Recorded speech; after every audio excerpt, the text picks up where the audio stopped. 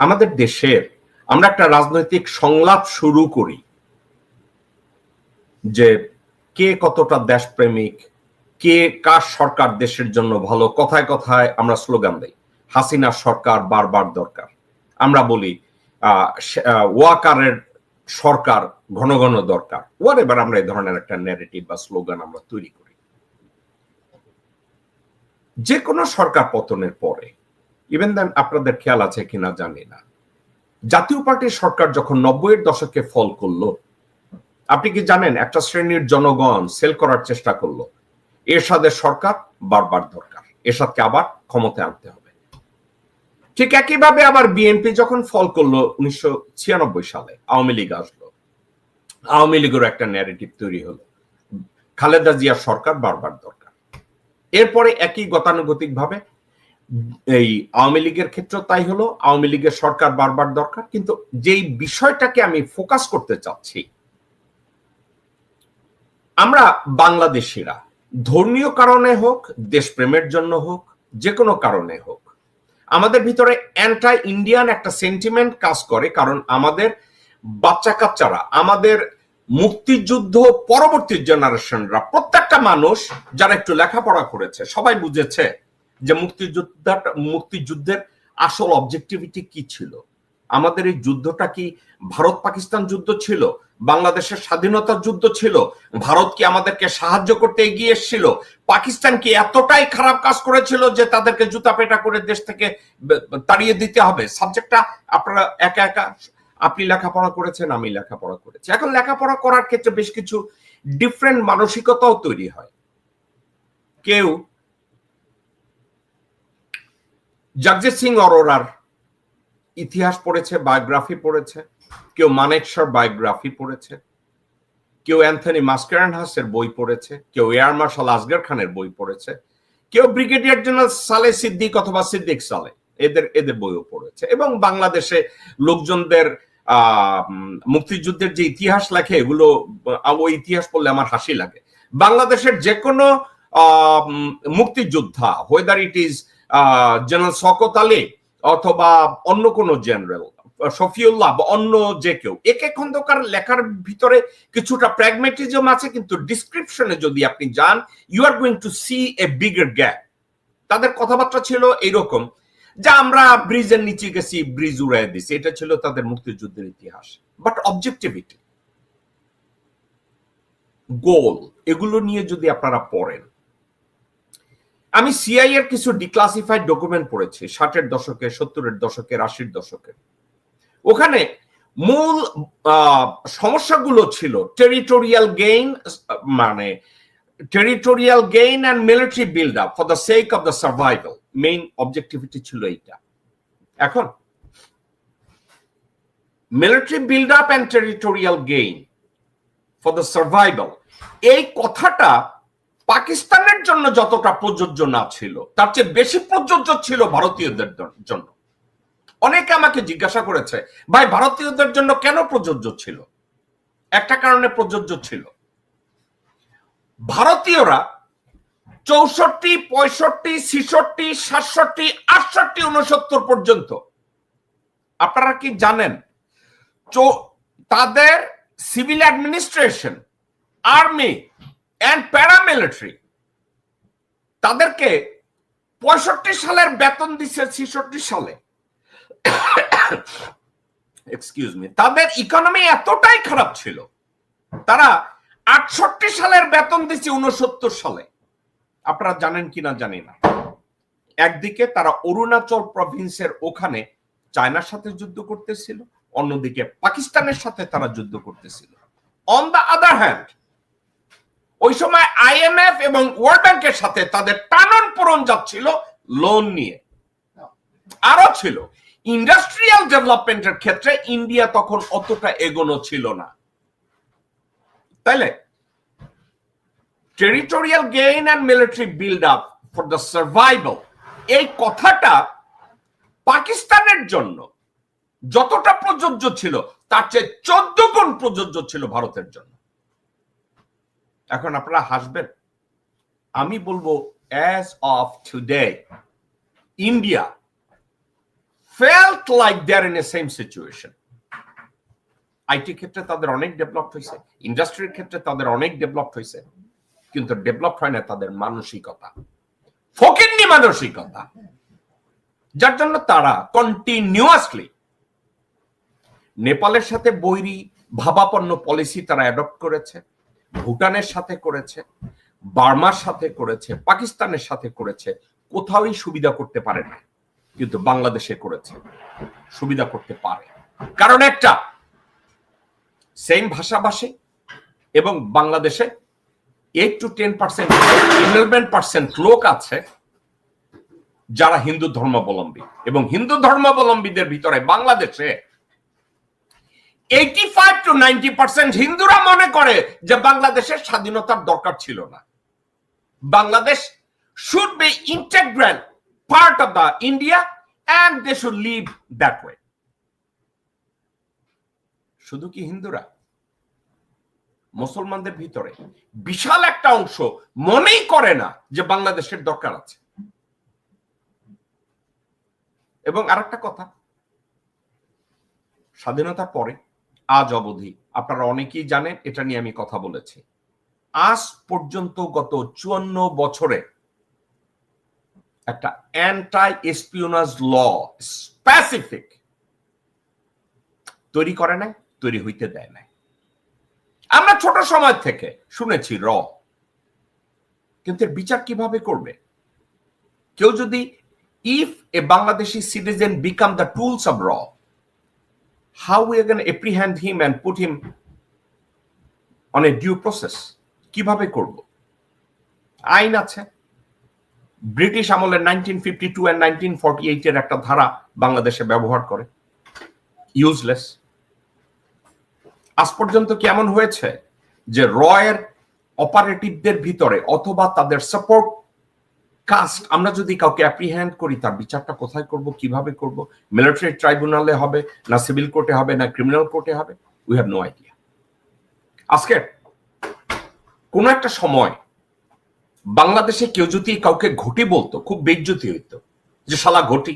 আমরা মনে করতাম শালা এই পশ্চিমবঙ্গের এই চিফ হারামজাদাদের কথা বোঝায়, আমরা তখন ওই ঘটি মনে করতাম। কিন্তু আজকের বাংলাদেশে কেউ যদি বলে ঘটি, এটা প্রেস্টিজিয়াস। আপনি দেখেন না, বাংলাদেশে এত জ্ঞানী গুণী লোক আছে, কিন্তু তারপরে নর্থ ইস্ট নিউজের ওখানে একজন কি নন্দী, আমি তার নাম চন্দন নন্দী বলে, আমি 9 দয়ান্দর 9টা বাদ দিয়া শুধু 10টা রাখতে চাই। ওই শব্দটা আমি আজকে কোন টকশোতে ব্যবহার করি নাই। চন্দন, ওইখানে যদি 9 দয়ান্দ যেটা আছে না, ওইটা থেকে 9 বাদ দেন, তাইলে 9 বাদ দিলে যেটা হয়, ওই তার খবরটাকে আমরা বাংলাদেশিরা মনে করি ইটস এ গসপেল, বাইবেলের আয়াত। তার আয়াতের জন্য আমরা বসে থাকি, আমাদের দেশের সাংবাদিক সম্প্রদায় বসে থাকে। তো আজকের আমার টকিং পয়েন্ট হলো, আমরা সবাই জানি আওয়ামী অর্থই হচ্ছে ভারতের রাজনৈতিক একটা ন্যারেটিভ এবং ফিলসফিকে যারা বাংলাদেশে অ্যাডপ্ট করে, ওই দলটার নাম আওয়ামী লীগ। এখন আপনারা বলবেন মাওলানা ভাসানী তুই আওয়ামী লীগ তৈরি করে নাই। আরে ভাই, মাওলানা ভাসানী যে আওয়ামী মুসলিম লীগ তৈরি করছে, ওই মূল মন্ত্র কি এখন আছে নাকি?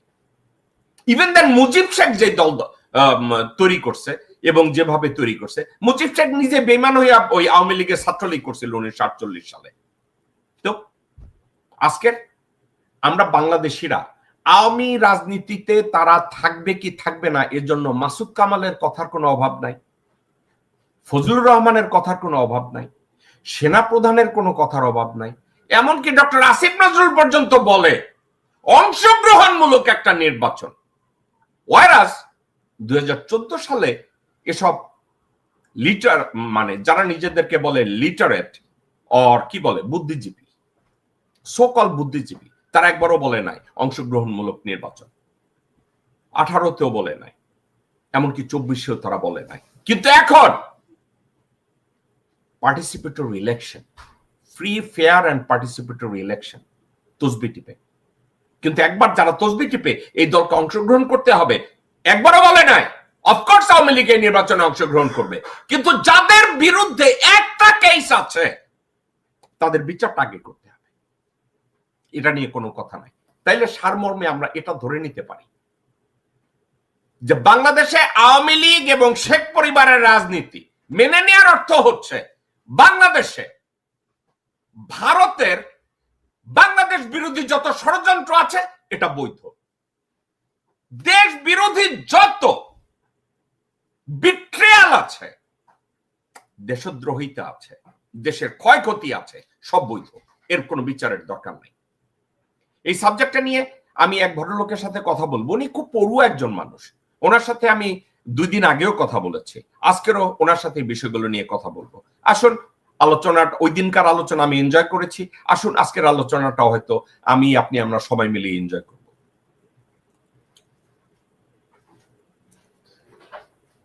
মেজর মেহেদী, আপনাকে স্বাগত জানাচ্ছি। আমি জানি আপনিও শারীরিকভাবে আপনার একটু ঠান্ডা ঠান্ডা ভাব, আমারই একই অবস্থা।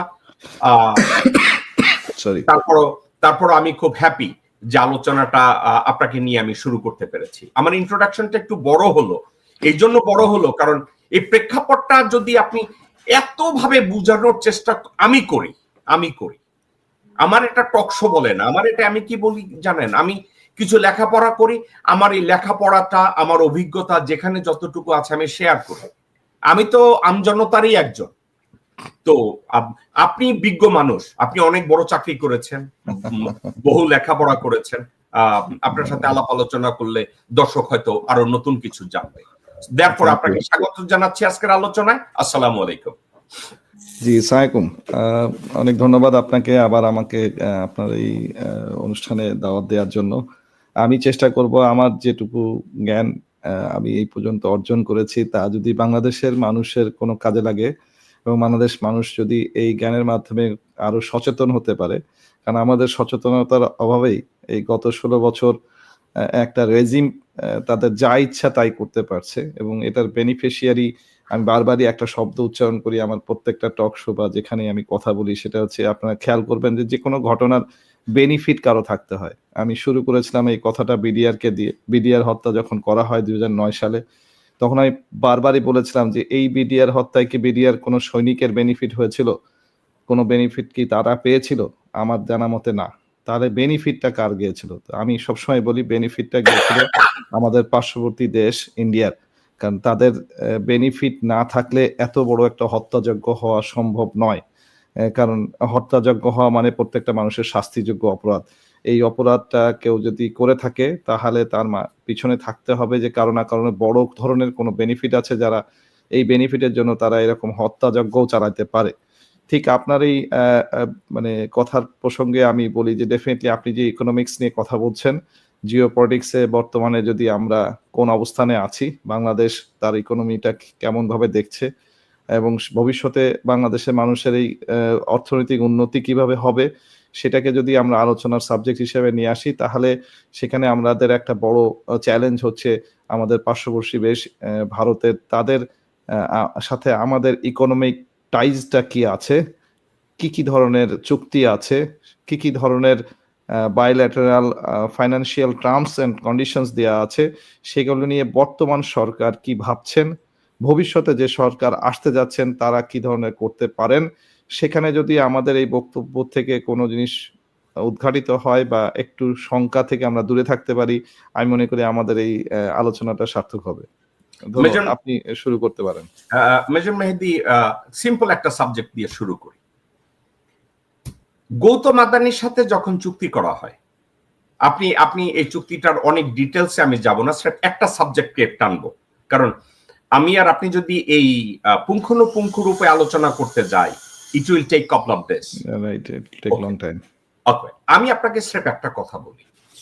কয়লা, রামপাল বিদ্যুৎ কেন্দ্র এবং পায়রা বিদ্যুৎ কেন্দ্রে কয়লা আনার জন্য আমি ঘেটে দেখেছি আমার বাংলাদেশে যে কয়লাগুলো এসে, এই কয়লাগুলো ইন্দোনেশিয়ার কয়লা। আচ্ছা, এখন ইন্দোনেশিয়ার এই কয়লাগুলোর পার মেট্রিক টন ইন্টারন্যাশনাল মার্কেটে ছিল $225, ওয়ারাস এই কয়লাগুলো বাংলাদেশ থেকে সরাসরি অর্ডার করা হয় নাই, ভারত থেকে অর্ডার করা হয়েছে, তখন এই অর্ডারের পার মেট্রিক টন গিয়ে দাঁড়াইছে $481। এখন আমার আমার কাছে স্পেসিফিক একটা উদাহরণ আছে, আপনি শেষ করেন, আমি বলবো। আমি একটা কথা বলতে চাচ্ছি। আমাদের বাংলাদেশের আমলা যারা, ল মেকার যারা, যারা ভারতের সাথে দ্বিপাক্ষিক আলোচনায় বসে, ওই ব্যক্তিগুলোর কি রকেট সায়েন্টিস্ট হওয়ার দরকার আছে যে বাংলাদেশের যদি জ্বালানি কয়লা ইন্দোনেশিয়া থেকে সরাসরি আমদানি করে তাইলে 225 টাকায় কেনা, $25 কেনা যায়, $225, সেখানে ভারতের আদানির মাধ্যমে ইন্দোনেশিয়া থেকে অর্ডার করে 481 টাকায় আমাদের এই জিনিসটা কিনতে হবে। তাইলে আওয়ামী রাজনীতি যারা করে, আওয়ামী ভাবাপন্ন আমলা যারা আছে, আওয়ামী ভাবাপন্ন আর্মিতে যারা আছে, তারা 225 নিয়ে কেয়ার করে না। তারা কেয়ার করে $481। $481 থেকে ওয়াকার পাবে $10, হাসিনা পাবে $20, সচিব পাবে $8। এই ভাগাভাগির মধ্যে দেশটা রসাতলে যাক। তো আলটিমেটলি ভারতের কল্যাণ এবং ব্যক্তিগত কল্যাণ এবং বাংলাদেশ বিরোধী অ্যাক্টিভিটিস এটা কন্টিনিউ করবে। এই রাজনীতির নাম আওয়ামী রাজনীতি, এই রাজনৈতিক পরিবারের নাম মুজিব রাজনীতি পরিবার। এখন আপনি একটা উদাহরণের কথা বলছেন, আমি যেভাবে ইন্টারপ্রেট করলাম, আপনি কি ডিফারেন্ট ওয়েতে এটাকে দেখেন নাকি? না, আপনি absolutely you are on the right track. যে আমি ওই আরেকটা টক শোতে একটা কথা ফিনিশিং এ বলেছিলাম যে আমাদেরকে সবসময় টানা হয় দুইটা ইজিয়ম দিয়ে, একটা হচ্ছে ভারতপন্থী ইজিয়ম আর একটা হচ্ছে পাকিস্তানপন্থী ইজিয়ম। আসলে এই ধরনের কোনো ইজিয়ম থাকার কোনো প্রসঙ্গই নাই। আমার জন্মই হয়েছে 75-এর পরে। আমি কিভাবে পাকিস্তান ইজিয়মকে ক্যারি করি, আমি ভারতকে কেন ইজিয়মকে ক্যারি করব, আমার তো এরকম কোনো যুক্তিসঙ্গতা নাই। কিন্তু যখনই বাংলাদেশে কোনো রাজনৈতিক আলাপ হয়, কোনো ধরনের কোনো সমষ্টিগত ব্যর্থতা নিয়ে কথা বলা হয়, তাকে আগে একটা ব্লকে বেঁধে দেওয়া হয় যে সে হচ্ছে ভারতপন্থী আর না হলে পাকিস্তানপন্থী। আমার তো এটা দরকার, আমি বাংলাদেশপন্থী, এটা নিয়ে শুরু করি। এখন আসেন বাংলাদেশের কোনো বড় বড় যে চুক্তিগুলো হয়, সবচেয়ে বড় সমস্যাটা হচ্ছে চুক্তিগুলোকে পাবলিক করা হয় না, যেটা আমার একটা আন্দোলনের পার্ট। আমি এটা সবসময় বলি। হ্যাঁ, আপনি একটা G2G কন্ট্রাক্ট করতেছেন, যেটাতে একটা দেশের সাথে আরেকটা দেশের, সেটা যদি ডিফেন্স চুক্তি হয়, সেখানে কিছু কিছু পার্ট আপনি করবেন না, যেমন ফিগার হতে বলবেন অথবা আপনি ইকুইপমেন্টস নাম বলবেন না, সেটা আমাদের বাইলাতে কভার করে। কিন্তু আপনি যে কথাটা আপনি আদানির কন্ট্রাক্টটা বলেন, এটা কি আসলে বাইলাতে কভার করে যে ওনারা কয়লার চুক্তিটা উন্মুক্ত করে দিবেন না পাবলিকের কাছে, যে পাবলিক জানবে যে কোথা থেকে কোন জিনিসটা? ধরেন আমি উদাহরণস্বরূপ বলি যে বাই প্রোডাক্টটা কি দাঁড়াচ্ছে। প্রোডাক্টটা তো হচ্ছে আপনি ইলেকট্রিসিটি ব্যবহার করবেন, কারেক্ট? আপনি উৎপাদন করবেন, সেটা ব্যবহার করবেন। আপনি এখন কয় টাকা পে করেন? আপনি 12 টাকা 50 পয়সা ধরে একটা ধরেন পার ইউনিট পে করেন। এটা উৎপাদন খরচে কয় টাকা খরচ হচ্ছে এটা আপনার জানার অধিকার আছে। আপনি বাংলাদেশি মানুষ, ট্যাক্স দেন, আপনি এটা জানতেই পারেন। তো সেক্ষেত্রে যদি আমি বলি, তাহলে আপনার যে স্পেসিফিক উদাহরণটা, সেই উদাহরণটা নিয়ে আমি বলে ফেলি। আমি যেহেতু বিদ্যুৎ খাতে একজন কনসালটেন্ট হিসেবে কাজ করেছি, আমি হ্যাপেন্স টু বি রিসেন্টলি একটা বড় ঝামেলায় পড়ে গেছি এই কথা বলা এবং এইটার একটা ইনভেস্টিগেশনে দুদককে সহযোগিতা করতে যে আমি বাংলাদেশের একজন নাগরিক হিসেবে, সুনাগরিক হিসেবে প্রতিষ্ঠা করার জন্য আমি একটা কমপ্লেন করেছিলাম দুদকে। যে কমপ্লেনে বলেছিলাম যে একটা সংঘবদ্ধ চক্র বাংলাদেশে, যারা দের মধ্যে একটা রয়্যাল এজেন্ট আছে, তার নাম জয়েন্ট সেক্রেটারি নিরোধ মণ্ডল। এই নিরোধ মণ্ডল আদানির এই কন্ট্রাক্টটার সাথে সরাসরি জড়িত। তাকে নিয়ে আসা হয়েছিল, আদানি পোস্টিং করে নিয়ে আসছিল, আদানি লবিং এ পোস্টিং আসছিল আদানির এই কন্ট্রাক্টটা কমপ্লিট করার জন্য, যার বিরুদ্ধে আমি কমপ্লেন করেছি। তার বিরুদ্ধে ইনভেস্টিগেশন করতে যে তারা আমাকে প্রথম যেটা আমাকে জানালো দুদক, যে তাদের এই ধরনের টেকনিক্যাল হ্যান্ডস নাই, তারা এই ধরনের কোনো কাজ করার মতো ওই ধরনের তাদের টেকনিক্যাল পিপুলস নাই। তো আমি বললাম সমস্যা নাই, আমি আপনাদেরকে সে বিষয়ে সহযোগিতা করব। তারই ধারাবাহিকতায় দুদকের একটা টিম সহ আমরা বিভিন্ন মন্ত্রণালয়ের পক্ষের যে সকল উৎপাদন সংস্থা আছে, যেমন ধরেন BPDB, North West Power Generation, Coal Power Generation, এই সকল অফিসে আমরা বিভিন্ন কন্ট্রাক্ট এবং পেমেন্টের ডকুমেন্টস কালেকশনে যাই। এটার একটা কারণ ছিল হচ্ছে যে আপনি যদি ডকুমেন্টস গুলোকে দেখেন, সেখানে লুপহোলসটা কি আছে তখন প্রমাণ করতেন। এটা থেমে গেছে, এটা জাস্ট যাওয়ার পরই যে আমাকে বিভিন্ন পত্রিকায় চাঁদাবাজ বানানো হয়েছে, আমি দুদকের নাম দিয়ে নাকি হাজার হাজার কোটি টাকা কামাই ফেলছি। যাই হোক, আমার তো অ্যাকাউন্ট সবার কাছে ওপেন করা আছে, তো আমার 1,000 কোটি টাকা যদি ওনারা খুঁজে করতে পারেন, আমি ধন্যবাদ জানাবো যে হ্যাঁ আপনারা আমাকে এটা প্রমাণ করেছেন, আমি মেনে নিব। কিন্তু যদি নামও প্রমাণ করতে পারেন, তাহলে আমি বলবো যে আমার ওই কাজটাকে থামিয়ে দেওয়া হয়েছে, যেটা আপনি প্রসঙ্গ তুললেন, কয়লা। লেটস কাম টু দিস কয়লা। দেখেন, আমি সরাসরি ভারতের রামপাল বা অমুক এইটাতে না যাই, আমি একদম স্পেসিফিক একটা উদাহরণ তো নিই। বাংলাদেশে যে বড় কোল কোম্পানিগুলো আছে, যে কোলের কন্ট্রাক্ট গুলো করা আছে, সেই কন্ট্রাক্টের দুইটা পার্টে বলা আছে যে বাংলাদেশ গভর্নমেন্টের প্রতিষ্ঠান যারা, তারা 50% পার্টনারশিপস, আর যে বিদেশি কোম্পানি তারা 50% পার্টনারশিপস। তার মানে কি, আপনি যা প্রফিট করবেন তার 50 বাংলাদেশি পাবে আর 50 তারা পেয়ে যাবে। যদি তাই হয়, তাহলে ওইখানে যে পারচেজ যেগুলো হবে সেটার ইনভেস্টমেন্টটা ব্যাংক লোন হিসেবে আসতেছে, তাহলে সেটারও আপনার দায়ভার ও লায়াবিলিটিসও 50-50। এখন আসেন, যখন আপনি লায়াবিলিটিস যখন নিচ্ছেন, তখন আপনি যে কোল যে ইম্পোর্ট করছেন ইন্দোনেশিয়া থেকে, সেটাকে আপনি টেন্ডারের মাধ্যমে সবচেয়ে কম দামে কিনতে চাইবেন, কিন্তু এটা কোনো এই ধরনের কোনো টেন্ডার হয় না। কিভাবে হয় না? ওই যে আপনি দুইটা কোম্পানি যুক্তভাবে কোম্পানি করছে যে 50%, আর একটা কোম্পানি, তাদেরকে আমরা পাওয়ার দিয়ে দিচ্ছি যে সেই কোল ইম্পোর্ট করবে, সেই ইনভেস্টমেন্ট করবে, সেই ওটার প্রফিট নিয়ে যাবে। মানে আপনি কি এটা করতে, এটা কন্ট্রাডিক্টরি না একটা কন্ট্রাক্টের সাথে? মানে আমি যদি আপনার সাথে পার্টনারশিপে বিজনেস করি, আবার আপনি আবার আমার সাথে বিজনেস করতেছেন, এটা কি হতে পারে? এটা তো হতে পারে না, এটা যে টার্মস অফ রেফারেন্সের কন্ট্রাডিক্টরি। কিন্তু প্রত্যেকটা কন্ট্রাক্টে এই কেস করা আছে। এটা শুধুমাত্র যে ইন্ডিয়ার সাথে করা আছে তা না, চায়নার সাথে যে কটা কন্ট্রাক্ট আছে সেখানেও একইভাবে দুর্নীতিটা লেভেল। এখন এই দুর্নীতিগুলো আসলে কথা বলতে গেলে আমরা খুব ক্ষুদ্র হয়ে যায়। কেন? কারণ এটা বিলিয়ন ডলারে। মানুষ বোঝে না যে তার একটা টাকা করে করে করে করে তাতে 1,000 কোটি টাকা তাকে দেনায় ফেলানো হচ্ছে। কিন্তু এটা বুঝতে পারে যখন বাই দিস টাইম, মানে তাদের আর বলার কিছু থাকে না, করার কিছু থাকে না। এই মুহূর্তে ঠিক এইরকমই জিনিসই চলতেছে। আপনার উৎপাদন খরচের মধ্যে কয়লাটাকে যে ইম্পোর্ট করবে, ওই যে আপনি যেটা $225 জায়গায় এটা $400 দিয়ে কিনতেছেন, এই পুরা প্রফিটটাই 100% প্রফিটটা চলে যায় ওই কোম্পানির কাছে, যে বিদেশি কোম্পানির কাছে। সাথে শুধুমাত্র আমলা। আপনি একটা উদাহরণ দিয়ে বলি, এই যে কোলের যে লাস্ট এমডি ছিল, সে দুদকে মামলা খেয়ে পালায় আছে, এই কামাল সাহেব। এনার একটা লোককে দিয়ে ধরেন, দেখেন যে কত হাজার কোটি টাকা সে কয়লার মধ্যে চুরি জালিয়াতির সাথে সে যুক্ত আছে। কারণ কি, সে শুধু কন্ট্রাক্টটা সাইন করে গেছে। এই কন্ট্রাক্টর সাইনের জন্যই আমাদের দেশ কয়েক হাজার কোটি টাকা প্রতি মাসে, প্রতি বছরে কয়েক লক্ষ কোটি টাকা দেনার মধ্যে পড়তেছে। কারণটা হচ্ছে ওই একটাই, আপনি যদি মানে সত্যিকার অর্থে বাংলাদেশি হয়ে থাকেন, তাহলে এই ধরনের কন্ট্রাক্ট তো সাইন তো দূরের কথা, এখানে সম্মতি দিতেই আপনি বরঞ্চ দৌড়ায় যে আপনার ঊর্ধ্বতন কর্তৃপক্ষকে বা সংস্থাকে জানাবেন যে এখানে একটা দুর্নীতিগ্রস্ত এত বড় কাজ হচ্ছে। এরকম কোনো মানুষই বাংলাদেশে আসলে নাই। যতগুলো পদে যা বসানো হয়েছে, পদের ইন্টারভিউর সময় যদি 5টা প্রশ্ন থাকে, তার মধ্যে 4টা প্রশ্ন থাকে শেখ মুজিবের পুরা নাম জিজ্ঞেস করা, শেখ মুজিবের বাড়ি কোথায় ছিল, উনি কি বঙ্গবন্ধু মুখ দিয়ে উচ্চারণ করছিল কিনা, এটা প্রশ্নের উত্তরে তাকে ওইভাবে জাজ করা হয়। এটা যদি হয় কোয়ালিফিকেশন রেঞ্জ, তাহলে তো আপনি এই ধরনের লোকই পাবেন, এবং আলটিমেটলি আমাদের দেশ ভরে গেছে এই নাম দিয়ে। মেজর মাহাদি, আমি যদি এমনি আপনাকে জিজ্ঞাসা করি, আমাদের পাবলিক সেন্টিমেন্ট গুলো এখনো কি এই ফেভারে আছে যে কেউ যদি মুজিব শেখ বলে বা শেখ মুজিব বলে, তাদের ভিতরে চ্যালেঞ্জ করা হয়, হ্যাঁ নামের আগে বঙ্গবন্ধু বলেন না কেন, নামের আগে জাতির পিতা বলেন না কেন? এই সেন্টিমেন্টটা কি মানুষকে ফিড করা হয়েছে, না মানুষজনই এই ফিডিংস এর ভিতরে ঢুকে গেছে? না, এটা 100% ফিট করা হয়েছে। তার একটা মানে স্পেসিফিক উদাহরণ দিয়ে আপনি খুব ভয়ঙ্কর ভাবে ভয় পেয়ে যাবেন। আমার ছোট বাচ্চাটা ক্লাস যখন 4-এ পড়ে, তো সে আমাকে এসে বলতেছে যে বঙ্গবন্ধু এই জিনিসটা আমাকে বইতে দেখায় লিখে দিচ্ছে যে এই লোকটা কে। তা আমি তাকে দেখালাম যে উনি আমাদের একজন জাতীয় নেতা। তো ওনাকে পিতা ডাকা হয় কেন? Just my question of my son, যে তাকে পিতা কেন ডাকা হবে? পিতা কি তুমি, না তার পিতা সে?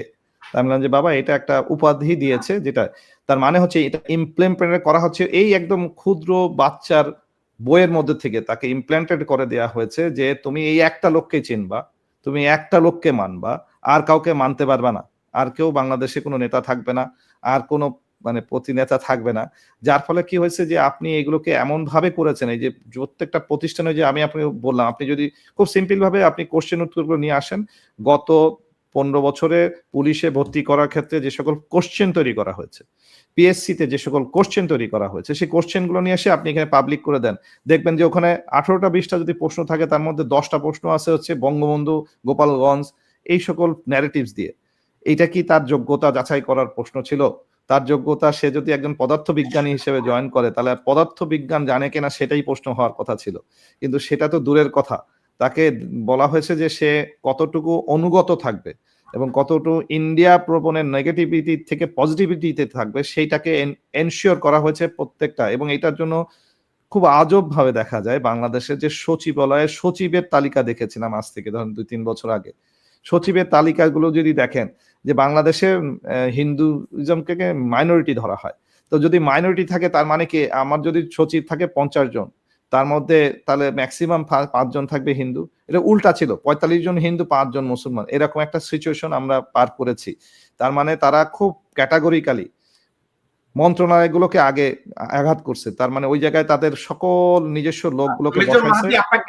I didn't mean to cut you off, কিন্তু আপনাকে এই প্রশ্নটা আমি না করে পারছি না।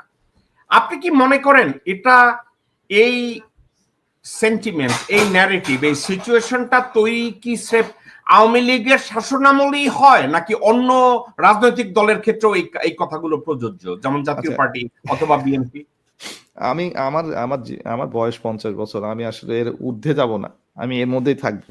আমার দেখা যদি মানে শাসন আমল দেখে থাকি তাহলে একটা বিএনপি টেনিউর দেখেছি, এবং হ্যাপেন্স টু বি বিএনপি যারা এখন রাজনীতি করেন তাদের সম্বন্ধে যদি আমি স্টাডি করে থাকি, তাদের মধ্যে দেখি তারা কোথা থেকে আসছে, বিএনপি তৈরি হয়েছিল কখন, তাদের যদি ব্যক্তিগতভাবে তাদেরকে টান দেন, এরাও সব ইন্ডিয়ান থেকেই আসছে।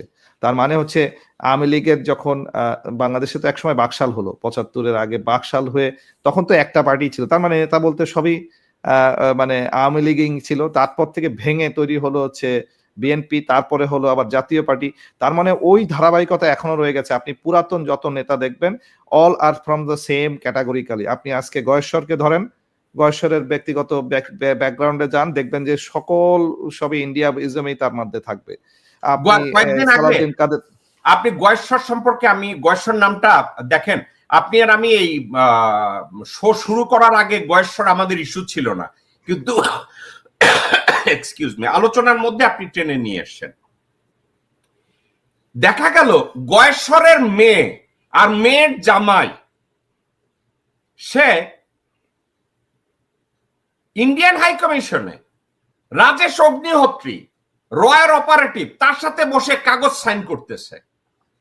ওয়ারাস গয়েশ্বর বাইরে গিয়া বলে আমি সারা জীবন ভারত বিরোধী রাজনীতি করছি। মানে ভাই আপনি জেন না, আমি আপনাকে আমি কথাটা বলতে চাচ্ছি।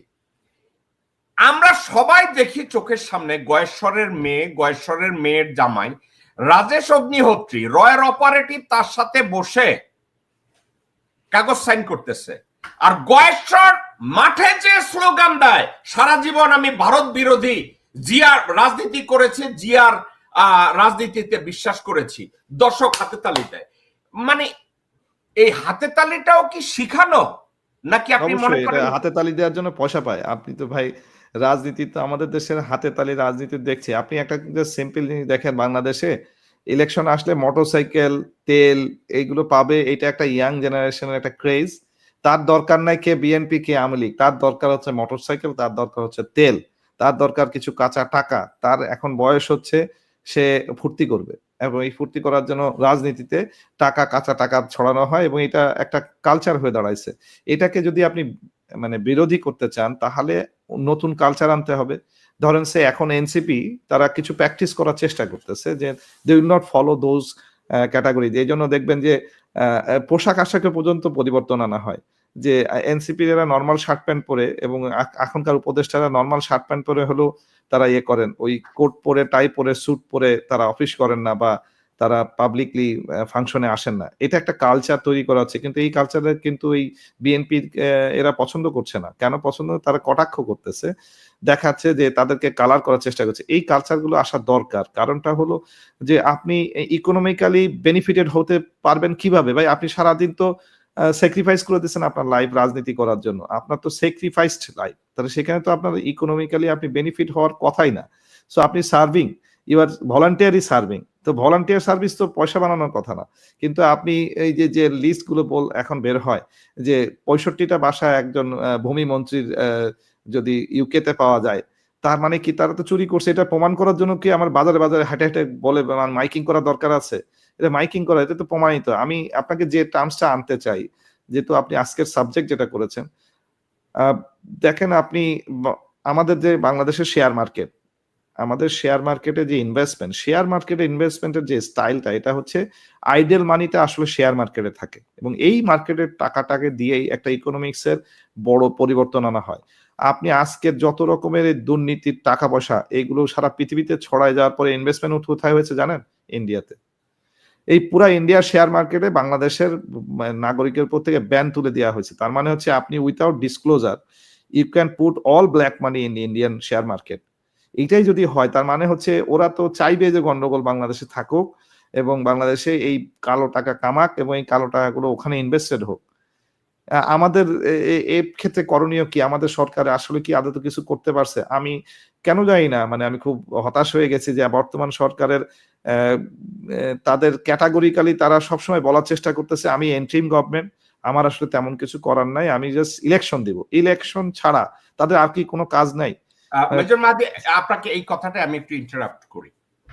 এটা সরকার বলছে না, ডক্টর মোহাম্মদ ইউনূস বলছে না যে আমি নির্বাচন করার জন্য ইন্টারিম গভর্নমেন্টের হেড হইছি বা আমাকে জনগণ ইন্টারিম গভর্নমেন্ট আমাকে এস্টাবলিশ করছে। এখন উনি যেদিন ইন্টারিম গভর্নমেন্টের দায়িত্ব নিলেন, যেদিন ইন্টারিম গভর্নমেন্টের দায়িত্বটা ডক্টর মোহাম্মদ ইউনূস নিলেন, ডক্টর মোহাম্মদ ইউনূস ওত নেয়ার আগে বললেন আমাকে ছাত্র জনতা ক্ষমতায় বসিয়েছে। কিন্তু উনি মিটিং করতে গেলেন বিএনপি, জামাত, কমিউনিস্ট, হিন্দু বৌদ্ধ খ্রিস্টান ঐক্য পরিষদ, এদের সাথে মিটিং করতে গেলেন। আচ্ছা, আমাকে আপনি একজন ইয়াং মানুষ, আপনি বাংলাদেশে আর্মিতে চাকরি করেছেন, আপনি লেখাপড়া করেছেন, বিভিন্ন সেক্টরে আপনি ডাটা দেখেছেন। আমাকে একটু বলেন তো, হাসিনার স্বৈরশাসন পতনে বিএনপি, জামাত, বামপন্থী তারা সবাই রাজনীতি করছে, একটা হরতালও তারা দিতে পারে না আমি শাসন আমলে। কিন্তু সরকার পতনে তাদের ভূমিকাটা কি ছিল? ডক্টর মোহাম্মদ ইউনূস জনগণের অবস্থানটাকে পাকাপোক্ত করার জন্য যেই কাজটা ওনার প্রথম করা উচিত ছিল, যে বাংলাদেশের নির্বাচন হবে নাকি বাংলাদেশের জনগণের মতামত নিয়ে পুরানো সংবিধান থাকবে না বদল করব, আপনার কি মনে হয় না ডক্টর মোহাম্মদ ইউনূস ছাত্র জনতাকে ইগনোর করে উনি এই বস্তা পচা বুড়া রাজনীতিবিদদের কাছে গেছে, যাদের ভিতরে অনেকেই ভারতের তকমা খাইয়া বৈশা রয়েছে? আপনার এটা মনে হয় না কখনো? ডক্টর মোহাম্মদ ইউনূস বলে নাই যে আমি নির্বাচন দিতে আসছি, ডক্টর মোহাম্মদ ইউনূস বলছে আমি রিফর্ম করব, ডক্টর মোহাম্মদ ইউনূস বলছে আমি আপনাকে একটু সরি ইয়ে করি, কারণ হচ্ছে যে ডক্টর মোহাম্মদ ইউনূস সাহেবের ইনিশিয়াল যখন বক্তব্যগুলো শুনি আর এখনকার যে বক্তব্যগুলো শুনি, পরিবর্তন এসে গেছে, উল্টায় গেছে। এই উল্টায় যাওয়ার কারণটা আমি ওনাকে আসলে ব্যক্তিগতভাবে অ্যাটাক বা দোষ দিয়ে বলতে যাব না, আমি বলবো যে এটা ব্যর্থতা। কেন ব্যর্থতা? কারণ একটা মানুষ তো সরকার একা চালাইতে পারে না, তার একটা ক্যাবিনেট বডি লাগে। তার সবচেয়ে বড় যেটা লাগে সেটা হচ্ছে তার মন্ত্রণালয়গুলো যে সকল ব্যুরোক্রেটস আছে তারা তাকে পেপারস গুলো বানায় দেবে, তারা তৈরি করে দেবে, উনি এক্সিকিউট করবেন। সবচেয়ে প্রথম সমস্যাটা হয়ে গেছে, আমি নিজে মুখে শুনেছি, এই যে বর্তমান যে মুখ্য সচিব আছেন আমার সামনে বলেছে, উনি আমার অস্বীকার করতে পারবে না, ওনার সাথে আরো 5 জন সেক্রেটারি বসা, তারা আলোচনা করতেছে যে ধুর এরকম ভাবে কি কবে আসবে, আগে বিএনপি আসুক, আগে ক্ষমতা মন্ত্রণালয়ে আসুক, তারপরে আমরা এগুলো দেখবো, এগুলো কি এখন? তার মানে আমি তো সাক্ষ্য, আমি তো এই মুখ্য সচিবকে, মুখ্য সচিবের নাম কি? আমি আর নাম না বলি, মুখ্য সচিবই বলি। হ্যাঁ, ওনাকে ওনাদেরকে, আপনি কি মিনিস্ট্রি অফ এস্টাবলিশমেন্টের মুখ্য সচিবের কথা না বলছেন? না না, একদম প্রিন্সিপাল সেক্রেটারি কথা বলছি, আমি ওনাকে ফেস করেছি। আমি ডক্টর মোহাম্মদ ইউনূসের প্রিন্সিপাল সেক্রেটারি? না না না, প্রিন্সিপাল সেক্রেটারি মানে আমাদের মুখ্য সচিব যিনি বলা হয়। আচ্ছা, আমি কোন আপনাকে নামটা মন্ত্রণালয়ের? আপনি কি সংস্থাপন মন্ত্রণালয়ের কথা না বলছেন? না না, আপনি সকল মন্ত্রণালয়ের প্রধান যিনি। ওকে, একটা মিনিট।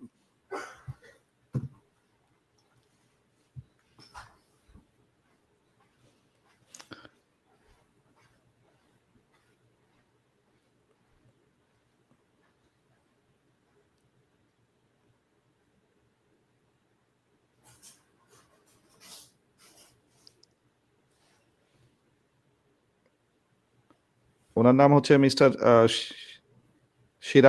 Sirajuddin, principal secretary. ওকে, ঠিক আছে।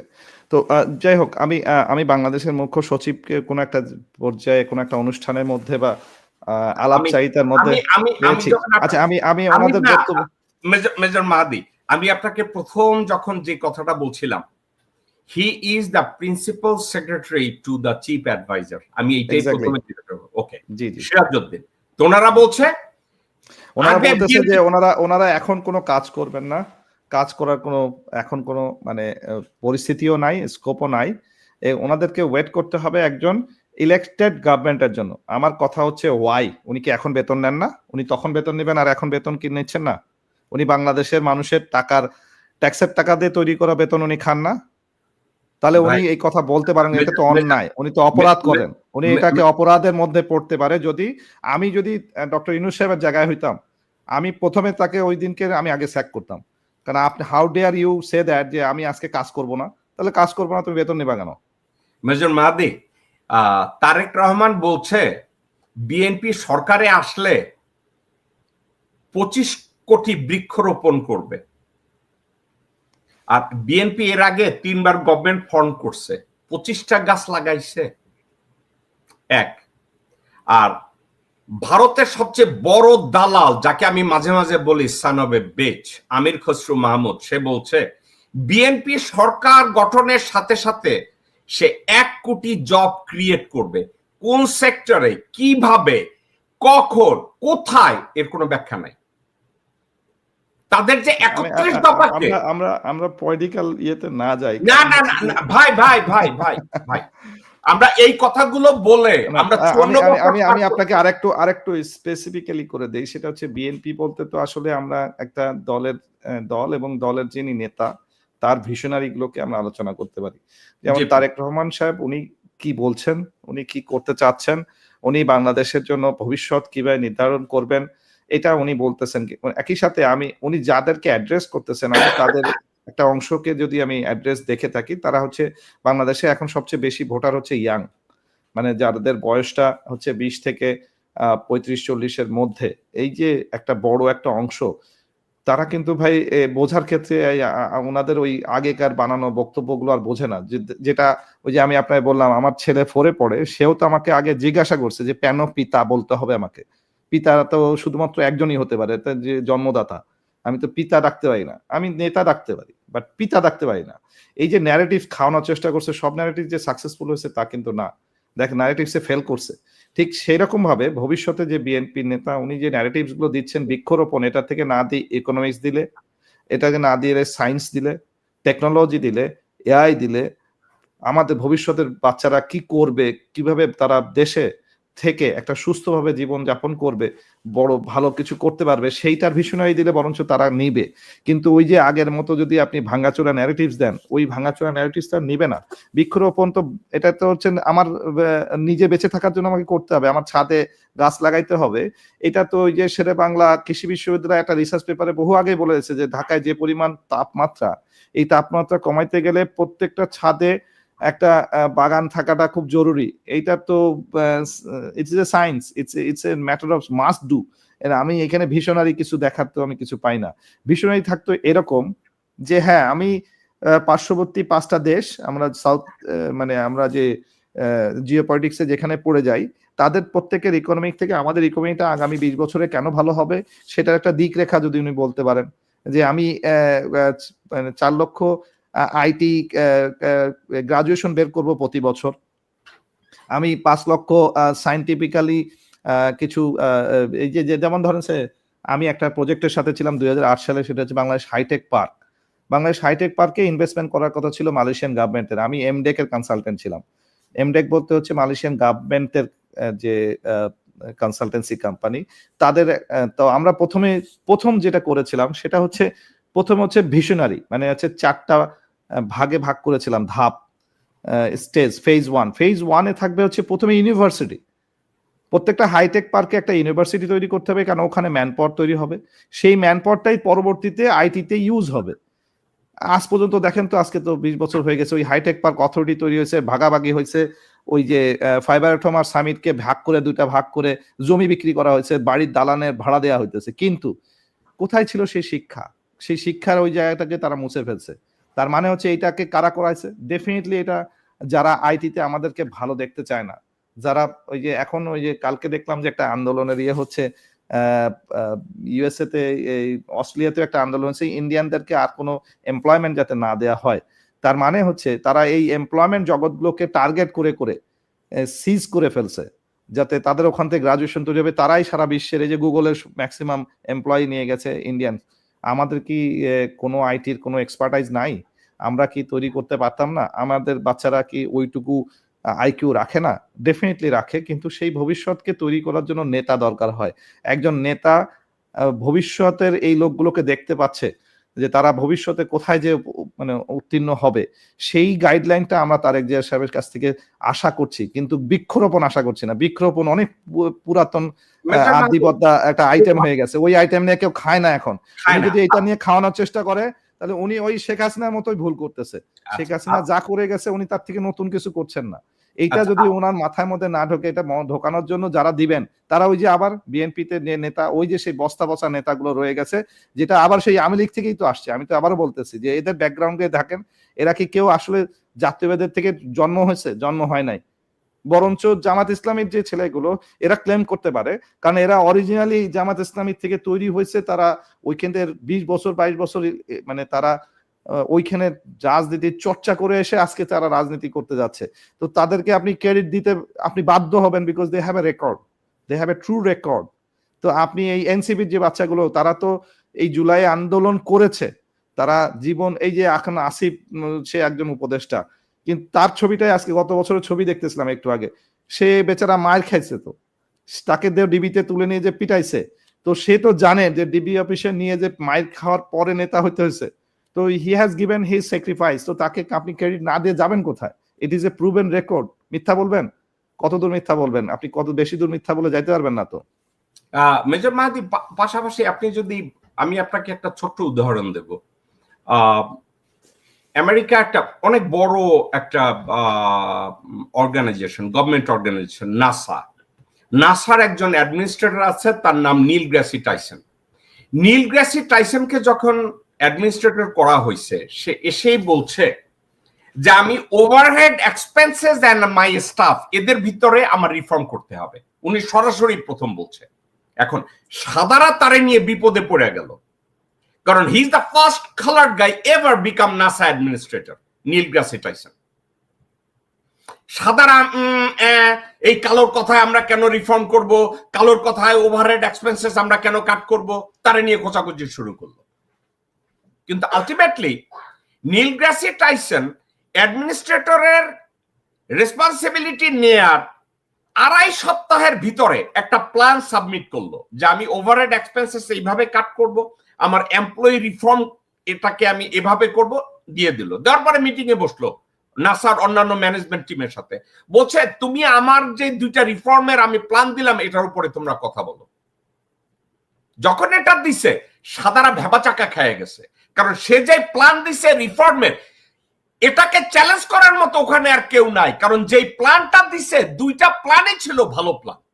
এখন গত 16 বছর বিএনপি লুটপাটে পেট ভরতে পারে নাই, আকাম কুকাম করছে, চুরি শেষরামি করছে, ভারতের তাবেদারিও বিএনপি করছে, ক্ষমতায় আসার আগেও করছে, আর ক্ষমতার বাইরে থেকেও করছে বিএনপি। আজ অবধি বিএনপি পলিটিক্যাল রিফর্মের নামে যেই রাজনৈতিক নেতারা ভারতের পক্ষে রাজনীতি করছে, ভারতের বাংলাদেশের বিপক্ষে গিয়ে পলিসি মেকিং এ ভোট দিছে, দাঁড়ায় গেছে, অমিত শাহের কাছে যাইয়া সেজদা দিছে, ওই নেতাদেরকে ক্ষমতায় বসাইয়া সিনিয়র নেতা বানাইছে। এবং ইউনূস সাহেব যেদিন ক্ষমতায় গেছে, সেদিন থেকে 2জন নেতাকে, 3জন নেতাকে সবচাইতে বেশি গুরুত্ব দেওয়া হয়েছে। আমির খসরু মাহমুদ, সালাউদ্দিন আহমেদ, হুমায়ুন কবির, এবং এই 3টা হইছে ভারতীয় কীট, নেরিকুত্তা, ভারতীয় রাক্ষস, ভারতীয় শুয়োর, যাদের আমি এতগুলা গালি এই জন্য দিলাম আপনাকে, ঠান্ডা মাথায় আপনাকে একটু শেষ করতে দেই। ভাই ভাই ভাই ভাই, আমি আপনাকে একটা কথা জিজ্ঞাসা করব, আপনাকে একটু ছোট্ট হেল্প করব, আমি আপনাকে একটু হেল্পটা করেন। আমি আপনাকে বলি আমি কথাগুলো কেন বললাম।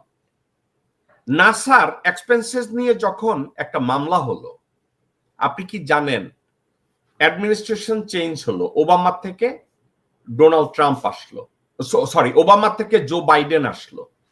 আপনি শুনলে অবাক হবেন, জো বাইডেন কি করছে জানেন? এই মামলা রিলেটেড যত লোকজনকে অ্যাকিউজ করা হয়েছে, whether they are Republican or Democrat, take them in custody.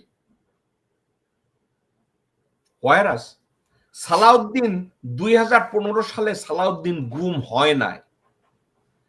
বিএনপির যে শাউয়া, আমি এর শাউয়া গালি, কিন্তু আসলে শাউয়া হচ্ছে অ্যাব্রিভিয়েশন, সালাউদ্দিন আহমেদ। এই বিএনপির শাউয়া গুম হওয়ার 3 দিন আগে আমেরিকায় এক ভদ্রলোকরে বলছে আমি ভারতে যাচ্ছি চিকিৎসা করানোর জন্য, এবং 3 দিন পরে ড্রামা করছে উনি গুম হইছে। এবং গুম হইয়া উঠছে কোথায়?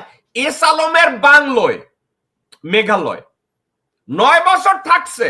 উনারে নাকি উনি এত অসুস্থ ছিল, কিন্তু যখন আসছে ওনার শরীরে কোনো রোগ খুঁজে পাওয়া যায় না। উনি আসছে বাংলাদেশের চার্টার প্লেনে।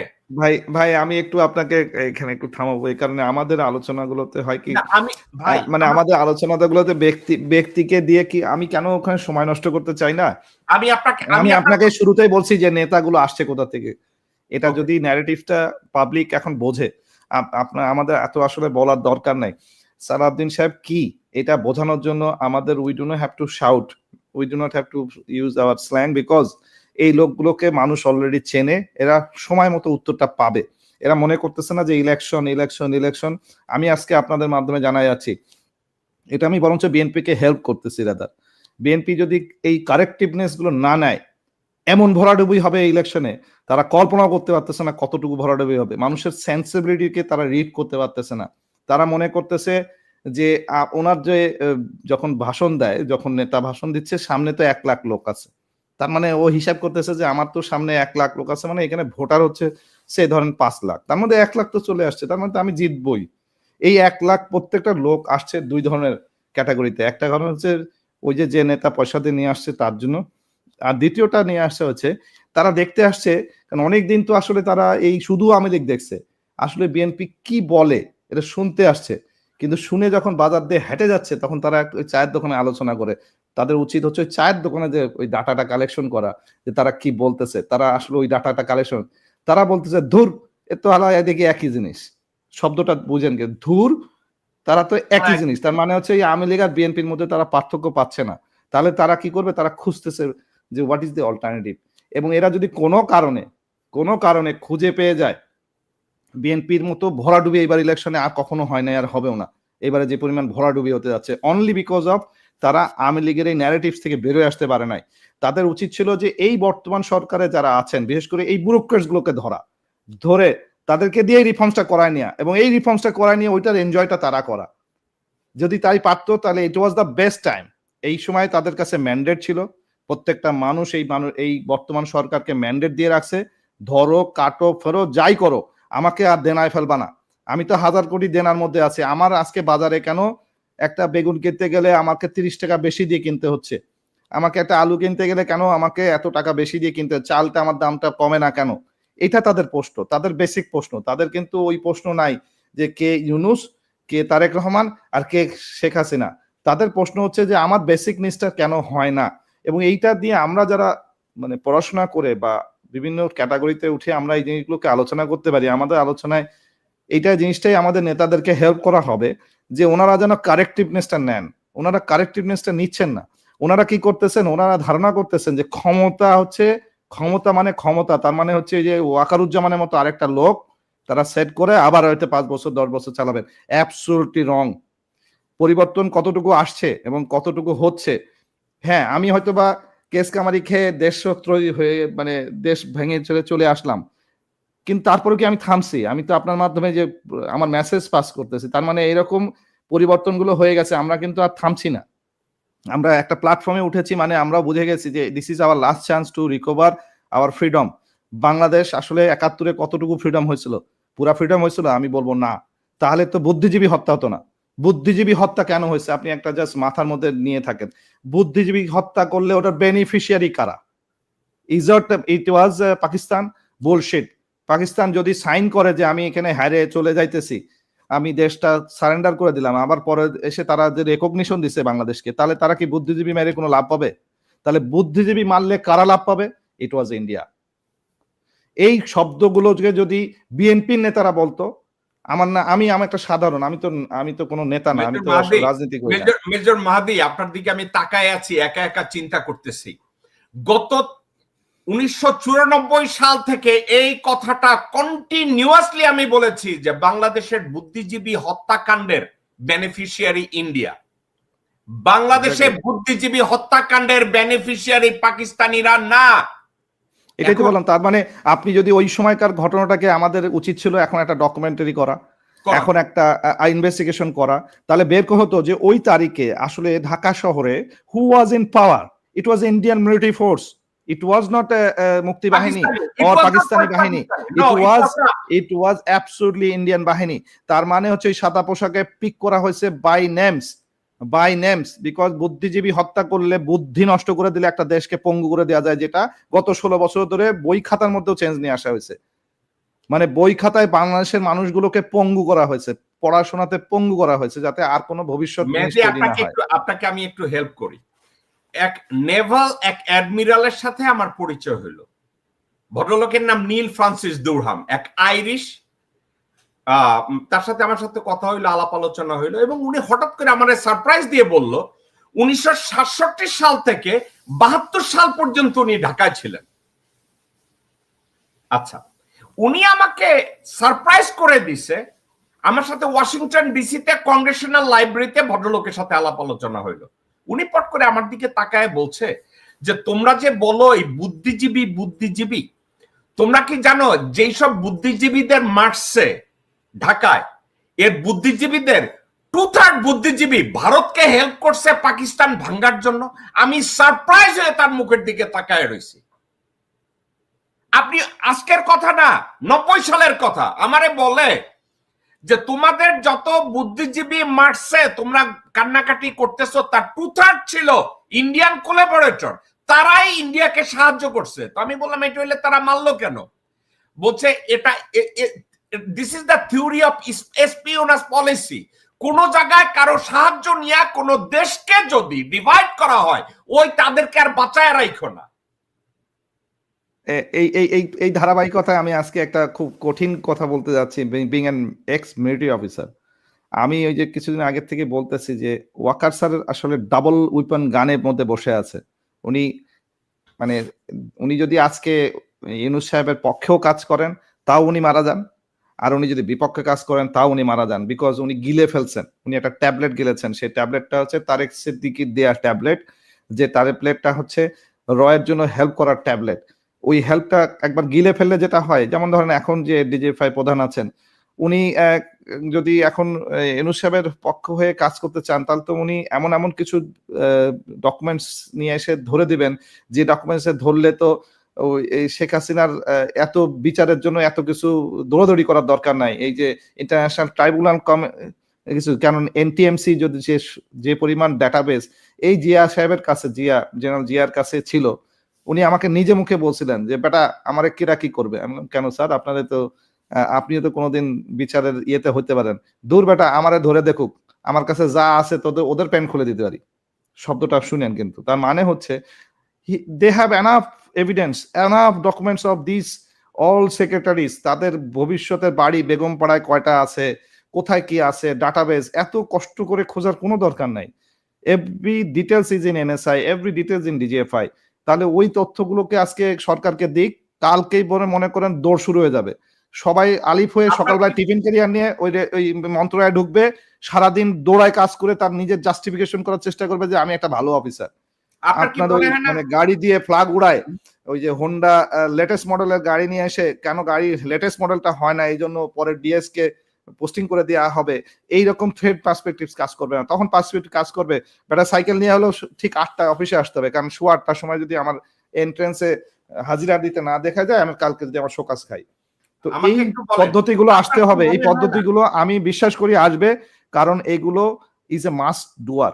এই যে আপনি আধুনিক দেশগুলোতে আমরা বসবাস করি, আপনি তো একটা মানে আধুনিক দেশে আছেন। আচ্ছা বলেন তো, এরা তো সব ওদেরকে বলা হয় যে ওরা সভ্য জাতি এবং এরা হচ্ছে সবচেয়ে মানে আধুনিক জিনিসপত্র নিয়ে আধুনিক লাইফ লিড করতেছে, কিন্তু প্রত্যেকটা মানুষ কয় ঘন্টা কাজ করে, কোনো দিন মিস করে, কোনো একটা ঘন্টা তারা বসে থাকে? যত বড় জ্ঞানী হোক, সে মাস্টার্স হোল্ডার হোক আর পিএইচডি হোল্ডার হোক, সেও হচ্ছে দিনে 24 ঘন্টার মধ্যে 12 ঘন্টা থেকে 14 ঘন্টা রিগোরাসলি কাজ করে, তারপরে সে নিজের বাসায় এসে নিজে রান্না করে নিজে খায়, আবার সেইটাকে ধুয়ে পরিষ্কার করে ঘুমাইতে যায়, এবং পরের দিন সকালবেলায় তার বাচ্চাকে সে নিজেই স্কুলে দিয়ে আসে, সে নিজে তার স্কুলে, তার মানে হচ্ছে কতগুলো রেসপন্সিবিলিটি সে একা মানুষ রেসপন্সিবিলিটি ব্যয় করে, being maybe and he is an also a secretary of a organization. কিন্তু আমাদের দেশের হচ্ছে লস্কর পয়দামগর এমুক তমুক বলে 16টা লোক তার পিছনে কাজ করে, তারপরেও সে হ্যাপি না। তারপরেও তার কথা হচ্ছে আল্লাহ, আমি কি আগের জনের থেকে ওই বেগমপাড়ায় তো $3 মিলিয়ন দিয়ে একটা বাড়ি কিনছিল, বাড়িটাতে আমি দেখছি, আমি একটা $4 মিলিয়ন দিয়ে দেখছি ওইখানে, তাহলে ওইটা কিনতে পারি নাই, এই আশায় থাকে। মানে কারাপশন করতে করতে আমাদের দেশের লোকগুলো এমন পচা পচে গেছে যে তাকে যে আপনি ভালো কিছু শেখাবেন এই যোগ্যতাটাই এখন একজন নেতা নাই। আমি এই জন্য ইউনূস সাহেবের সমালোচনাটা এই জায়গায় করি, উনি একজন ভালো ফিলোসোফার, কিন্তু আমাদের দেশের মানুষের এই মুহূর্তে ফিলোসফির থেকে বেশি দরকার হচ্ছে ডান্ডা। ইউনিটের ডান্ডা, একদম স্ট্রেট ওয়ে ডান্ডা। কাল সকালবেলায় যদি তুমি অফিসে এসে অফিসের কাজ ঠিক মতো না করো, বিকালবেলায় তুমি বাড়িতে চলে যাবা, এরকম একটা ডান্ডাবাজ লোকের দরকার। কিন্তু আমাদের দেশের ডান্ডা নাই। চুপ্পু সাহেব একজন রাষ্ট্রপতি, নিজেই তো চুরির কাছে মানে ফেসে বসে আছেন, তা উনি তার দেশ চালাবেন কোত্থেকে আপনি আমারে বলেন? হ্যাঁ, বিং মানে অ্যান অ্যাডমিনিস্ট্রেটর, হয় আপনি না। যে কথাটা বলছেন, আপনি যে কথাটা বলছেন, we need administrator, we don't need philosopher. Exactly, we need N executor. আমাদের এই মুহূর্তে দরকার হচ্ছে এক্সিকিউটর। এই যে ধরেন আমি একটু আগে একটা মানে পেপারস পড়তেছিলাম, বিডার মানে আশিক সাহেব, উনি অনেক বড় $1 বিলিয়ন ইনভেস্টমেন্ট দেখাচ্ছেন। আমি ওনাকে যদি স্পেসিফিকলি জিজ্ঞেস করি এই ইনভেস্টমেন্টটা কোত্থেকে আসতেছে আমাকে দেখান তো, কোন কোম্পানির, কোন ইনভেস্টমেন্ট, কোন এক্স্যাক্টলি কন্ট্রাক্ট, কারণ কোন কোম্পানির সাথে, কারণ ইনভেস্টমেন্ট তো সরকার নেয় না, ইনভেস্টমেন্ট নয় ব্যবসায়ীরা। তা কোন ইন্ডাস্ট্রিতে আপনি ওই ইনভেস্টমেন্টটা নিয়ে আসতেছেন? এবং এই ইনভেস্টমেন্টটা কি এমন হতে পারে না যেটা এসএলএমেরই টাকা ওই একটা ইনভেস্টমেন্ট প্ল্যাটফর্ম দিয়ে ঢুকে আসতেছে? আমরা কি এত বোকা হয়ে গেছি ভাই? আমাদের মতো লোকজন এখনো বেঁচে আছে, সাবধানে কাজ করেন। ওই ডানে বামে মানে এন্টাঙ্গেল দিয়ে ঢুকায় নিয়ে আসবেন, আর আমরা অন্ধ লোক মানে ঘুমায় আছি। It's not like that easy. আমরাও দেখতেছি যে আপনি ইনভেস্টমেন্ট পোর্টফোলিওটা আসলে কার, এটা কি ওই ওই আওয়ামী লীগেরই টাকা, আবার মানে কালো টাকাটাকে আপনি সাদা করে নিয়ে এসে ঢুকাবেন? It's not that easy. আমরা we are not going to leave those guys anymore, because আপনারা যে পরিমাণ সাফার আমাদেরকে করাইছেন, 16-17 বছর ধরে যে পরিমাণ আমাদেরকে রগড়াইছেন, আমরা তৈরি হয়ে গেছি। We are prepared now, so we will take care of this issue. Major Mehedi, আমরা আমাদের সময়ের একেবারে শেষ ধাপে, আপনাকে আমি 10 সেকেন্ড সময় দেব আজকের আলোচনাটাকে আপনি যদি সামারাইজ করেন। ধন্যবাদ। আসলে আজকের আলোচনাটা অনেক দিক দিয়ে অনেক রকমের আলোচনায় হয়েছে, তবে আমরা এটা বুঝতেছি যে আমাদের একটা রিফর্ম এর মানে টাইম পার করতেছি, আমরা এখনো শেষ করতে পারি নাই, রিফর্মটা চলমান আছে, চলমান থাকবে। আমি আপনার সাথে আবার জয়েন করব ইনশাল্লাহ। এর পরের দিন আমি চেষ্টা করব আমার স্টাডি লাইনটা ঠিক করে নিয়ে আসতে, আমরা ইকোনমিক্স নিয়ে আলাপ করি, কারণ এটাতে আসলে মুক্তি দরকার। আসলে মুক্তি বাকি অনেক কিছুই দরকার, ওগুলো অটোমেটিক্যালি হবে, তবে ইকোনমিক মুক্তিটা খুব জরুরি দরকার। তা না হলে এই মুহূর্তে মানুষজন খুব কষ্টে আছে, বাংলাদেশের মানুষ কেউ, সবারই ব্যবসা বাণিজ্য কিচ্ছু নাই, সবাই খুব অপেক্ষা করতেছে যে ভালো কিছু দিন আসবে, কিন্তু ভালো দিনগুলোর কোনো রূপরেখা আমি এই সরকারের কাছ থেকে দেখতেছি না। কারণ ইউনূস সাহেবকে অথর্ব করে রাখার পিছনে আমাদের মন্ত্রণালয়গুলো দায়ী। এই মন্ত্রণালয়গুলোকে একটা মানে চটকানা দিয়ে ঘুম থেকে উঠাইতে হবে। এটা শুধুমাত্র ওই যে কথা বলে জ্ঞান দিয়ে হবে না, চটকানাগুলো দেওয়ার জন্য কিছু প্রস্তুতি লাগবে। আমি আপনার সাথে একমত, এবং আমি এটা চেষ্টা করব আমার বক্তব্য দিয়ে যতটুকু আমার দেশবাসীকে হেল্প করা যায়। ধন্যবাদ সবাইকে। মেজর মেহেদী, অনেক ধন্যবাদ। আপনি সুস্থ ফিল করুন, আপনি ভালো থাকুন, এবং আমি অত্যন্ত হ্যাপি যে এই মুহূর্তে আপনি সেফ জায়গায় আছেন। আপনি এই চিন্তা করতে হচ্ছে না যে কেউ আপনাকে গুম করতে পারে, ওয়াকারের হাত ওখানে গিয়ে পৌঁছবে না। আমি অত্যন্ত হ্যাপি। আল্লাহ আমার মায়ের দোয়া আমার সাথে আছে। আমার মা যতদিন দোয়া করতেছেন, আমি বিশ্বাস করি যে এতদিনে যেহেতু পারে নাই, এখনো পারবে না। আল্লাহ আপনাকে হেফাজত করুন। আসসালামু আলাইকুম। জি, সালাম। দর্শকবৃন্দ, এই ছিল আমাদের শো। মেজর মেহেদী অত্যন্ত ভালো কথা বলেন, অত্যন্ত ভালো কথা বলেন, আলাপ আলোচনা করেন, বিভিন্ন সাবজেক্ট নিয়ে কথা বলেন, আমি এনজয় করি as a matter of fact. আপনাকে আরো একটা কথা আপনাকে আমি বলতে চাচ্ছি, সেটা হচ্ছে আমি মেজর মেহেদী বা আমাদের সাথে অন্যান্য যারা আছে, আমরা আশা করি পরিস্থিতিটা যেন এমন হয়। কিন্তু মেজর মেহেদী শেষে একটা কথা বলছে, মেহেদীর মতো এক ভদ্রলোক বলছে, ভদ্র কথা দিয়ে হবে না, ভদ্রতা দিয়ে হবে না, চটকানা দিয়ে দাঁত ফালাই দিয়ে তারপরে কাজ করাইতে হবে। আপনি চিন্তা করছেন, ক্যাবিনেটের মুখ্য সচিব বলে আমরা একটা নির্বাচিত গভর্নমেন্টের অপেক্ষায় আছি, আর ডক্টর মোহাম্মদ ইউনূসের জায়গায় মেজর মেহেদী বলছে আমি হলে তাকে ওই মুহূর্তে আমি চেয়ার থেকে সরাইয়া দিতাম। বাংলাদেশের পরিবর্তন করতে গেলে ভালো অফিসিয়াল দরকার, ভালো অ্যাডমিনিস্ট্রেটর দরকার। যাদের কি আমরা অ্যাডমিনিস্ট্রেটর হিসাবে দেখতে চাই, তারা কি ওই চেয়ারগুলো অকুপাই করে আছে? না, ওই চেয়ারে তারাই বসে আছে যারা ভারতের স্বার্থ রক্ষা করে। ওই চেয়ারে এখন তারাই বসে আছে যারা ভবিষ্যতে স্বপ্ন দেখে যে আমরা সরকার গঠন করব। ওই চেয়ারগুলোয় তারাই বসে আছে যারা আগের সরকারেরও বেনিফিশিয়ারি ছিল, বর্তমান সরকারেরও বেনিফিশিয়ারি, ভবিষ্যৎ সরকারেরও বেনিফিশিয়ারি হবে। বাংলাদেশে আমরা সবাই ভারতকে ঘৃণা করি, কিন্তু রাজনৈতিক ক্ষেত্রে আওয়ামী লীগকে ভালোবাসি। ভাই, এটা কেমন ঘৃণা হলো? আমরা সবাই ভারতের পলিসিকে, আগ্রাসনকে ঘৃণা করি, কিন্তু আমরা বিএনপি করি, বিএনপির ভারত পলিসিকে ওয়েলকাম করি। তাহলে এটা কেমন হলো? আমরা কি আমাদেরকে কন্ট্রাডিক্ট করছি না? এস আলম, সালমান রহমান এবং বসুন্ধরা শাহ আলম বাংলাদেশের তিনজন স্বীকৃত প্রমাণিত ঋণ খেলাপি, চোর, বদমাইশ এবং দেশদ্রোহী। এস আলম যদি দেশদ্রোহী হয়, এস আলমের বিরুদ্ধে যদি মামলা হয়, তাইলে বিএনপির সাউয়া এই সালাউদ্দিন আহমেদকে কেন গ্রেফতার করা হইতেছে না? তার অফিস পাহারা দিতেছে সালাউদ্দিনের ছেলে। সালাউদ্দিনকে কেন ছেড়ে দেওয়া হচ্ছে? নাকি সালাউদ্দিন লন্ডনে তারেক রহমানকে পয়সা দেয়? সালাউদ্দিন তারেক রহমানকে পয়সা দেয়, আমির খসরুকে পয়সা দেয়, হুমায়ুনকে পয়সা দেয়। তো এখন সালাউদ্দিনকে আমাদের দলের বড় নেতা বানানো হবে। এই সালাউদ্দিন প্ল্যান করছে তারেক রহমান যাতে দেশে আসতে না পারে। আমির খসরু, মাহমুদ এবং আব্দুল্লাহ আল মিন্টু প্ল্যান করছে তারেক রহমান যাতে দেশে না আসে। আপনাদের বিশ্বাস হয় না? এই নেতারাই বেগম জিয়াকে যখন হাজতে পাঠিয়েছে, একটা হরতাল দিতে দেয় নাই, বেগম জিয়াকে মুক্ত করতে পারে নাই। বেগম জিয়ার বাড়ির সামনে বালির ট্রাককে রাখছে গোরখোদক আব্বাস, এই ট্রাক সরাইতে দেয় নাই। জহিরুদ্দিন স্বপন আরেক বাটপার, মোহাম্মদ সালাম বাটপারের বাটপার, মির্জা ফাক ভারতীয় নাগরিক এবং আরেক বাটপার। এরা হচ্ছে বিএনপির বড় বড় নেতা, যে নেতারা এখন তারেক রহমানকে বুঝাচ্ছে যে আমরা এত জনপ্রিয়, নির্বাচন হলে আমরা যে গভর্নমেন্ট ফর্ম করব এতে কোনো সন্দেহ নাই। রুমিন ফারহানা নামের 2 টাকার বটতলার উকিল, গলাবাজি এবং দুর্নীতি, গলা পর্যন্ত ডুবে আছে। তারপরও বিএনপির বড় নেত্রী টকশোতে গিয়ে হাত নাড়ায়, পাছা নাড়ায়, বুক নাড়ায়।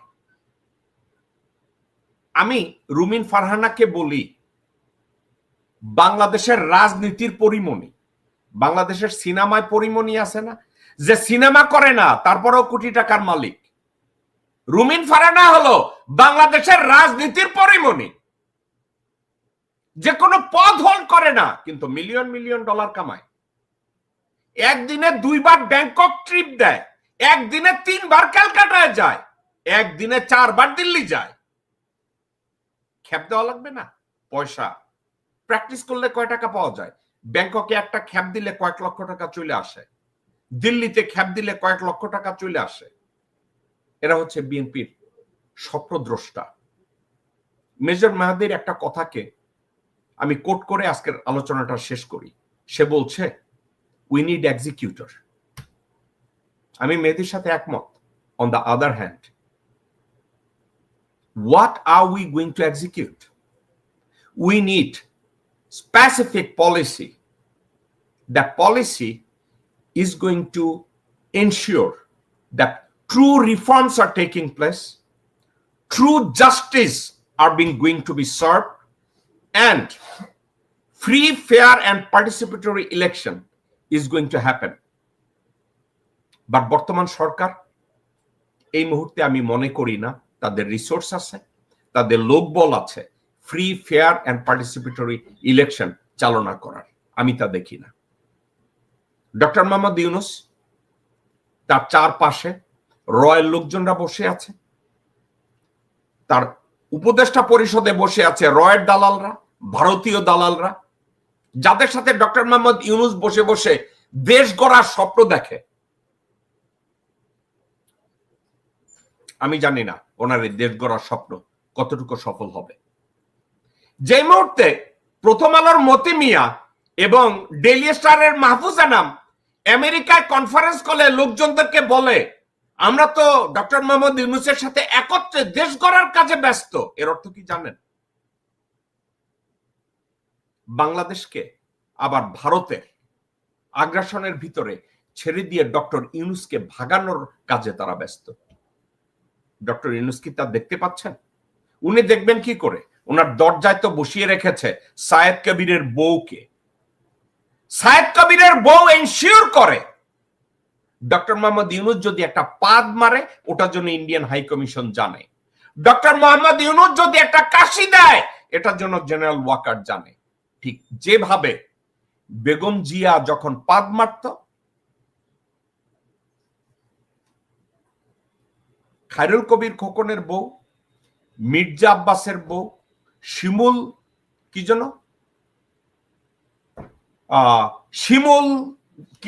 শিমুল বিশ্বাসের মতো লোক গণভবনে জানায় দিত, ভারতীয় হাই কমিশনে জানায় দিত। মোহাম্মদ সালামের মতো লোক দৌড়ে যায় কয়ে দিত, ম্যাডাম এইটা করবে। ডক্টর মোহাম্মদ ইউনূস এখন ওই লোকগুলোকে আবার তার পাশে অ্যালাউ করছে। আল্লাহ আমাদের সহায় হন, আল্লাহর জন্য আমার দেশটাকে বাঁচায় রাখে। এই মুহূর্তে আমি বারবার বলছি, ডক্টর মোহাম্মদ ইউনূসের উচিত 1 লক্ষ নতুন পুলিশ নিয়োগ দেয়া, তাদেরকে 3 থেকে 4 মাসের কুইক ট্রেনিং এ তাদেরকে কাজে লাগানো। আর্মিতে যে ম্যাজিস্ট্রেসি পাওয়ার দিচ্ছে, তার উচিত এটাকে ফেরায় নেওয়া। প্রতিরক্ষা মন্ত্রণালয় ডক্টর মোহাম্মদ ইউনূস যদি তার গ্রিপ 99.9% নিতে পারেন, then there is a possibility of success. Doctor Mohammad Yunus, আপনার অফিসের মধ্যে পাশে জেনারেল হাফিজকে যেখানে বসানোর জায়গা দিয়েছেন, আপনার লাইফ সেফ না ওখানে। হাফিজ রয়েল লোক, হাফিজ ওয়াকারের লোক, হাফিজ হাসিনার লোক। তাকে বগলে রেখে আপনি বাংলাদেশের কোন সমস্যার সমাধান করতে পারবেন না। আপনার মিলিটারি অ্যাসিস্ট্যান্স জেনারেল ফেরদৌস আপনার লোক না, বাংলাদেশের লোক না, সে ওয়াকারের লোক, সে ভারতের লোক, সে হাসিনার লোক। আজ অবধি আপনি ইন্টেলিজেন্স ব্রিফিং আপনি নিতে পারেন নাই। হয় শারীরিকভাবে আপনি দুর্বল বা মানসিকভাবে দুর্বল, অথবা ওই ব্রিফিং আপনি নিতে চান না। কেন নিতে চান না? আপনি যদি ওই ব্রিফিং নিতে না পারেন, আপনার ওখানে থাকার দরকার নাই। আপনি এফেক্টিভ গভর্নমেন্ট রান করার জন্য আপনার ইন্টেলিজেন্স ব্রিফিং দিনে 2 বার নিতে হবে। আপনি নিতে না পারেন, খলিল সাহেবকে বলেন ব্রিফিং নিতে। খলিল সাহেবের মতো আরো 4-5 জন লোককে বসায় দেন আপনার চারপাশে। এই মুহূর্তে আগামী ফেব্রুয়ারি মাসের নির্বাচনের কথা বাদ দিয়ে, চিন্তা না করে আপনি পুলিশ হায়ার করেন, আনসার ভিডিপি কে আরেকটু ট্রেন আপ করেন, মিলিটারি থেকে এক্সিকিউটিভ পাওয়ার নিয়ে নেন, ওয়াকার এবং চুপ্পুকে দেশ থেকে ছাড়াইয়া দেন, পাঠাইয়া দেন। আপনি বলবেন তাদেরকে স্যাক করতে পারতেছেন না, আপনি স্যাক করেন, আপনি ডিক্লার করেন on the air that I am firing walker. দেখবেন জনগণ আপনার পক্ষে কেমনে দাঁড়ায় যায়। দর্শকবৃন্দ, এই ছিল আমাদের শো। আগামীকাল বৃহস্পতিবার অ্যাডভোকেট কাজী আব্দুল্লাহ আল মামুন প্যারিস থেকে আমরাই বিকল্প এই শোতে আপনাদের সাথে কথা বলবেন। ওনার শোটা আপনারা দেখবেন। ভদ্রলোক অনেক বিজ্ঞ মানুষ, জ্ঞানী গুণী মানুষ, তার কথা আপনাদের কাছে ভালো লাগার কথা। আর আগামী শুক্রবার দিন অন্য কোনো বিষয় নিয়ে আমি আপনাদের সাথে কথা বলবো। ভালো থাকুন, সুস্থ থাকুন। আসসালামু আলাইকুম ওয়া রাহমাতুল্লাহি ওয়া বারাকাতুহু।